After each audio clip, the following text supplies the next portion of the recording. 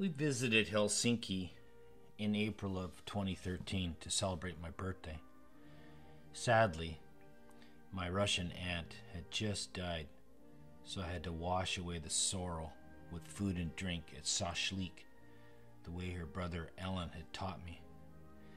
Aunt Nina would certainly frown on drinking alcohol, but these drinks were only used for posing, since they were included in the four-course meal.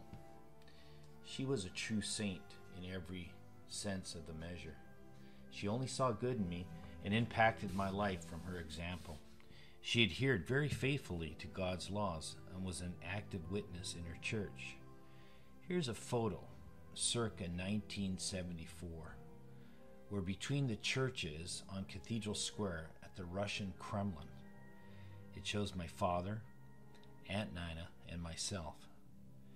We had just seen where Ivan the Terrible was buried within the Cathedral of the Archangel. My father's gaze is looking back at this famous church. We were certainly on our way to the cathedral behind us. It is called Upensky, or the Dormitian Cathedral, which is the Assumption of Mary to heaven. This is where Ivan was crowned Tsar and Grand Prince of all Russia, January 16, 1547. Now fast forward to April 19th of 2013, when I entered the Helsinki Cathedral for the first time. Someone was practicing, so my wife and I didn't see the statue of a famous reformer called Mikael Agricola. He is found right center in the middle of the church. Statue only, of course. Back then, we had no idea who Mikael Agricola was and how this man was linked to Ivan the Terrible, who happened to kill him. Since we did not go to the center of the church, we didn't see Luther and Melanchthon behind the other two supporting columns. Then just a few days ago, almost 50 years after visiting the Kremlin, the church, it all came together in my mind. It was after sitting in the Helsinki Cathedral and listening about Lutheranism, I then got it. My father, his older sister Nina, and me, we come out of the Lutheran tradition, the Reformation. Our religious lineage was that of preaching the first angel's message for centuries. God so loved the world that he gave his one and only Son, that whoever believes in him shall not perish, Yes. but have eternal life. Amen.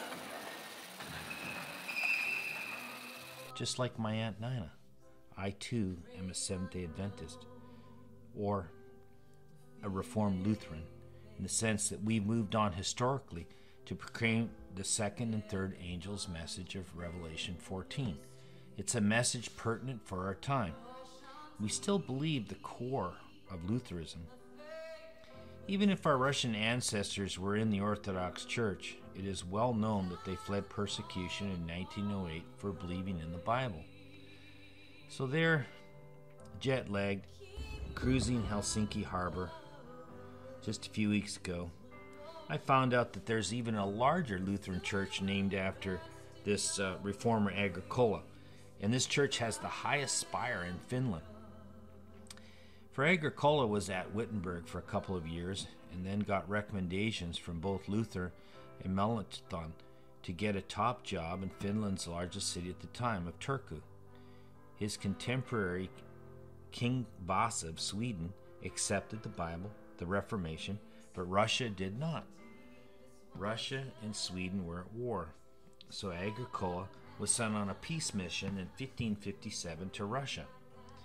The King of Sweden was hoping that this man of God would impact Ivan the Terrible by showing him God's love.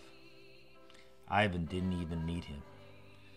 Ivan was just too far turned to the dark side.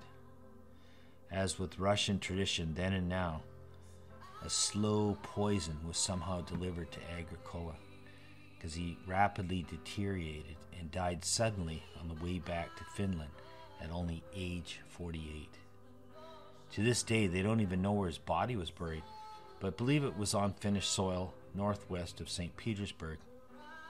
Incredibly, 10 years previous, Agricola had translated the New Testament into the Finnish language and also parts of the Old Testament. So like Tyndale, Huss, and others, martyrdom was his fate. He has to wait in a remote, unmarked grave to the resurrection. But his memory sits in highest honor in the center of Helsinki. His gift to Finland was the gospel, whereas Ivan's gift to Russia was iron fist rule, establishment of an orthodox version of Marian idolatry with its icons, and propaganda to control the masses. The government then and now has continued a legacy of being very hostile to its neighbors.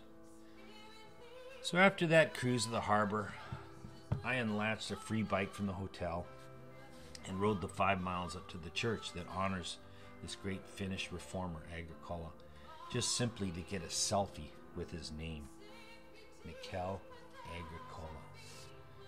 He was a great man who tried to change the course of history in Russia, but sadly the love of God did not penetrate Ivan.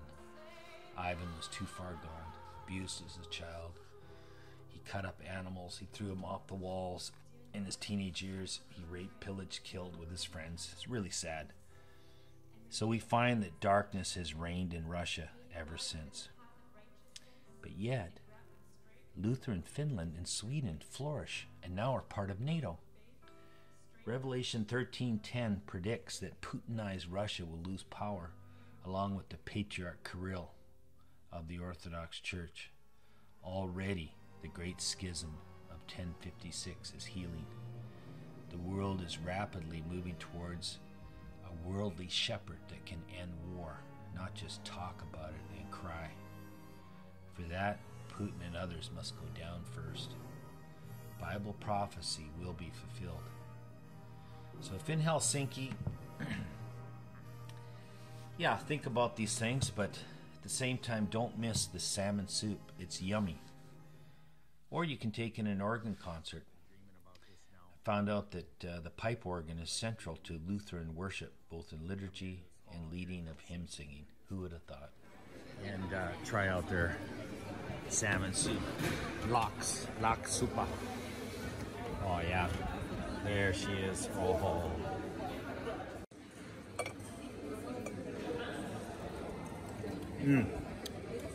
Oh man, that's good. Oh, that is so good.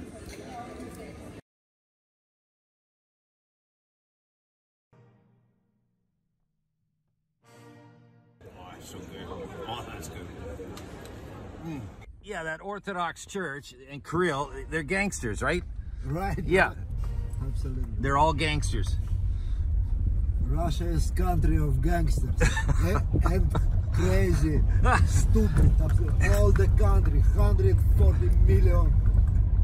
Yeah. Gangsters. It's Pravda. It's Pravda. And slavery. This is slavery. Yeah. Slavery country. Sad.